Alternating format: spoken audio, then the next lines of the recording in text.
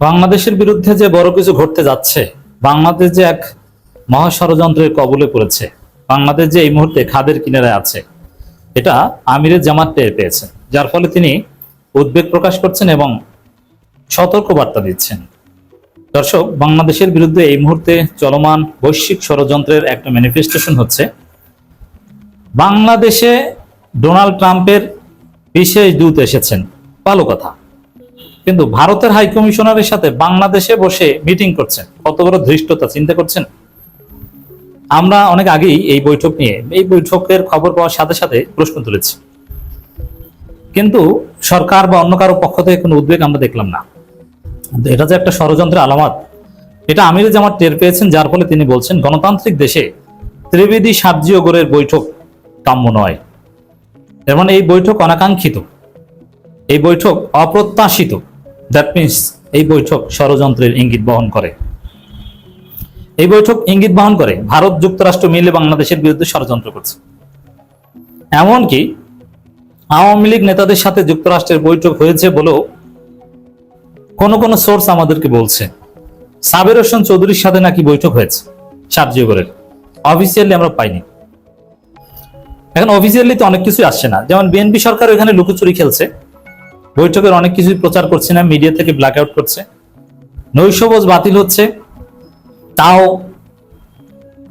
জানানো হচ্ছে না, পত্রিকাগুলো লিখছে না। সাবের হোসেন চৌধুরীর সাথে বৈঠকের খবর গণমাধ্যমে আসার তো প্রশ্নই ওঠে না। দীনেশ ত্রিবেদীর সাথে যে বৈঠক, এটাও ইন্ডিয়ান হাই কমিশনার পেজেও আমি পেলাম না, আর ইউএস এম্বাসি ঢাকার পেজেও আমরা পেলাম না, কিন্তু অন্যান্য আপডেট ঠিকই আছে। যেমন সার্জিওগর পররাষ্ট্রমন্ত্রীর সাথে বৈঠক করেছেন, প্রাইম মিনিস্টারের সাথে বৈঠক করেছেন, এগুলো আছে।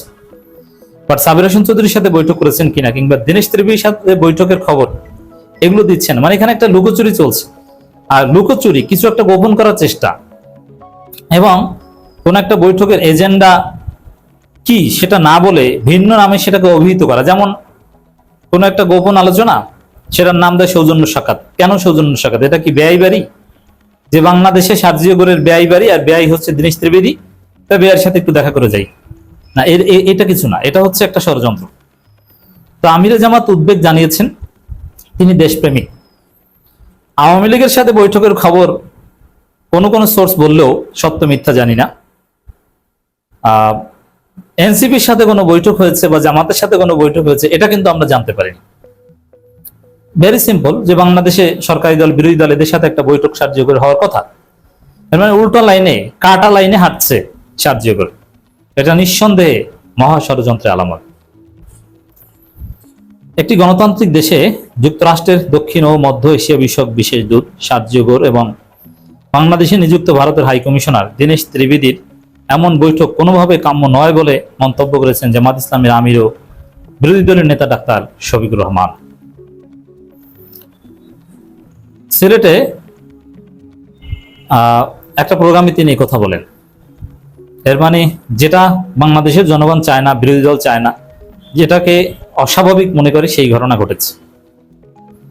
কিন্তু সরকারের পক্ষ থেকে কোনো উদ্বেগ আমরা দেখিনি, অথবা এরকম একটা বিদেশি রাষ্ট্রদূত, বা তিনি এক প্রকার দূত, তিনি ট্রাম্পের দূত, আবার তিনি কিন্তু ভারতে নিযুক্ত যুক্তরাষ্ট্রের রাষ্ট্রদূত। তো এরকম ঘটনার ক্ষেত্রে সরকারের অনুমতি ছাড়া এই ধরনের বৈঠক করা যায় না। তারা চায়, কিন্তু সরকার সুযোগ না দিলে এই বৈঠক করা যায় না। যেমন যখন জামাতকে এভাবে কোণঠাসা করে রাখা হয়েছিল আওয়ামী লীগ আমলে, তা জামাতের সাথে পশ্চিমা অনেক কূটনীতিকরা বসতে চেয়েছিল, অনেক ক্ষেত্রেই বসতে পারেনি, ভার্চুয়াল যোগাযোগ করতে হয়েছে, কারণ হাসিনা বসতে দেয়নি। এখানে তারেক রহমান যদি এটার উপর কঠোরতা আরোপ করতে, আওয়ামী লীগ তো নিষিদ্ধ সংগঠন, তাদের সাথে আবার বৈঠক কিসের? তাহলে সার্জিওগরের বাপেরও শক্তি ছিল না আওয়ামী লীগের কারোর সাথে মিটিং করবে, তারা ফোনে হোয়াটসঅ্যাপে কথা বললে বলবে, দ্যাটস ডিফারেন্ট। তো দর্শক, এটা নিয়ে বাংলাদেশে তোলপাড় হওয়ার কথা যে দীনেশ ত্রিবেদী সার্জিওগর বৈঠক কেন, এবং ওই বৈঠক নিয়ে বাংলাদেশের যত ইনভেস্টিগেটিভ জার্নালিস্ট আছে, কূটনৈতিক সংবাদদাতা আছে, সবার উচিত তোলপাড় সৃষ্টি করা, বৈঠকের নারী নক্ষত্র রহস্য খুঁজে বের করার চেষ্টা করা।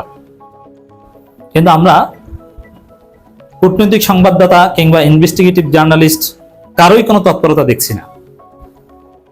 বরং আওয়ামী লীগের লোকজন এটাকে বিজয় হিসেবে উদযাপন করছে, তারা এটাকে সেলিব্রেট করছে। এই যে আমাদের আব্বার সাথে বৈঠকে, এখন তো ট্রাম্পের দূতকেও আব্বা মানে, সারা জীবন ট্রাম্পকে বা যুক্তরাষ্ট্রকে গালি দিয়ে এখন ট্রাম্পকে হাসিনা আব্বা মানে, আওয়ামী লীগ আব্বা মানে। আর দীনেশ ত্রিবেদী তো ওদের বাপ দাদা সব জন্মদাতা, আজিব। এতে এরা খুশি। তো এই জায়গায় বাংলাদেশপন্থীদের তৎপরতা অত্যন্ত দুর্বল। ভারতপন্থীরা খুশি, কিন্তু বাংলাদেশপন্থীরা এর প্রতিবাদ করছে না কেন? নাহিদ ইসলামরা প্রতিবাদ করছে না কেন? এর বিরুদ্ধে তো মিছিল হওয়া দরকার। কেন দীনেশ ত্রিবেদীর সাথে বৈঠক হয়েছে? সরকারকে জবাব দিতে হবে এই বৈঠক কোথায় হয়েছে এবং মানে এই বৈঠক কেন হয়েছে, এবং আওয়ামী লীগের সাথে বৈঠক হয়েছে কিনা সরকারকে জবাব দিতে হবে। জামাতের আমিরের মতো সবাই যদি কথা বলতেন এই বিষয়টা নিয়ে, আমি যতটা সিরিয়াস, অন্যান্য অ্যাক্টিভিস্ট, গবেষক, সাংবাদিক সবাই সিরিয়াস হলে অবশ্যই বিএনপি সরকার একটা ব্যাখ্যা দিতে বাধ্য হতো। ডাক্তার শফিকুর রহমান বলেন তারা তো মানে সারজু এবং দীনেশ ত্রিবেদী ইন্ডিয়ায় বসে কথা বলতেই পারেন, কারণ দুইজনেই ইন্ডিয়ান এক হিসাবে।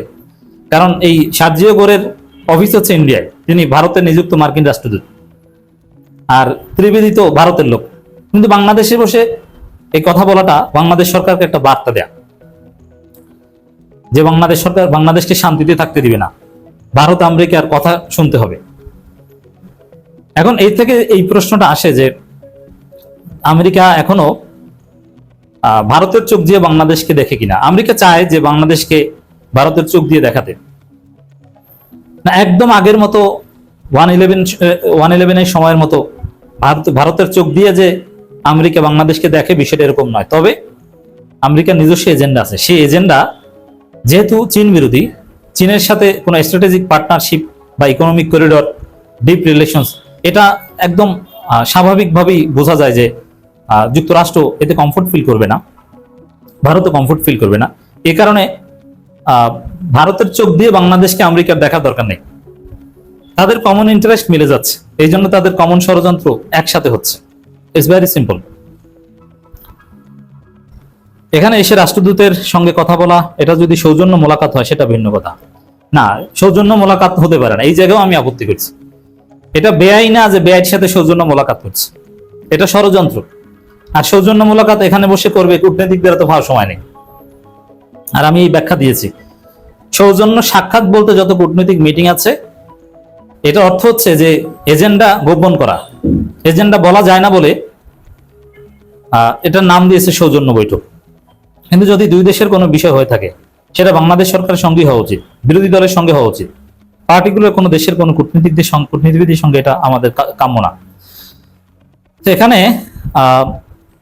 জামাতের সাথে বা এনসিপির সাথে সার্জিও গোরের যে বৈঠক হয়নি, এটা নিয়েও জামাত আশ্চর্য যে এই বৈঠক হওয়া উচিত ছিল, বৈঠক প্রত্যাশিত ছিল। এবং জামাত এনসিপির সাথে বৈঠক না হওয়াটাও মার্কিন ষড়যন্ত্রের আলামত বহন করে।